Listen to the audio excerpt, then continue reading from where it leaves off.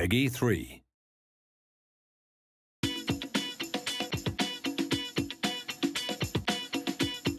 This first video I'm going to show you about Vision is our attempt to replicate a Fabregas pass that happened against Barcelona this year. As you can see, there's some wedges around the defender who's in possession of the ball at the beginning of the video, and these wedges is what we're calling the vision map, and is the concept that we've created to try to create this behavior.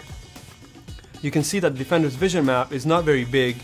He doesn't have a lot of vision behind him, and he doesn't see all the opportunities that are presented in a play at a given moment. But now, when we run the video and he passes the ball to Fabregas, who is around the middle of the field, as he gets it, you can see that his vision map is much larger, and this is because of his vision attribute. And now this vision map changes on a variety of things. The opportunities and threats that I mentioned affect how much the vision map slows down as it hits that player. The vision attribute also affects how big the vision map is in general, in terms of the angle that he can see, in terms of how much he remembers after seeing an opportunity, and all these different things that create a very sophisticated system to really replicate the behavior of players like Fabregas and Xavi. So you can see when Fabregas gets it and he's turning around, his wedges now already cover the opportunity that he's actually going to capitalize on, and that he actually did in the real life example. And this pass then creates this amazing opportunity to score.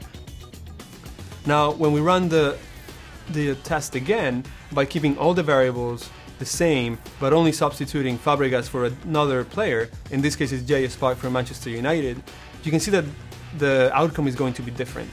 The first defender is the same, his wedges are the same, he passes it to Park, and you can see that Park's vision map is much larger than the defender, but it's not quite as big as and encompassing as Fabregas.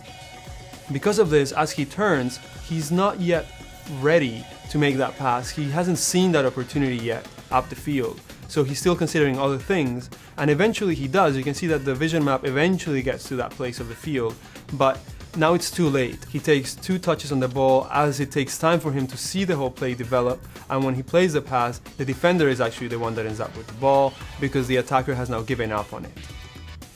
And as you can see, it's a subtle difference, but it makes a world of difference when it comes to the outcome of a play, and that's what we're going to have in this year's game.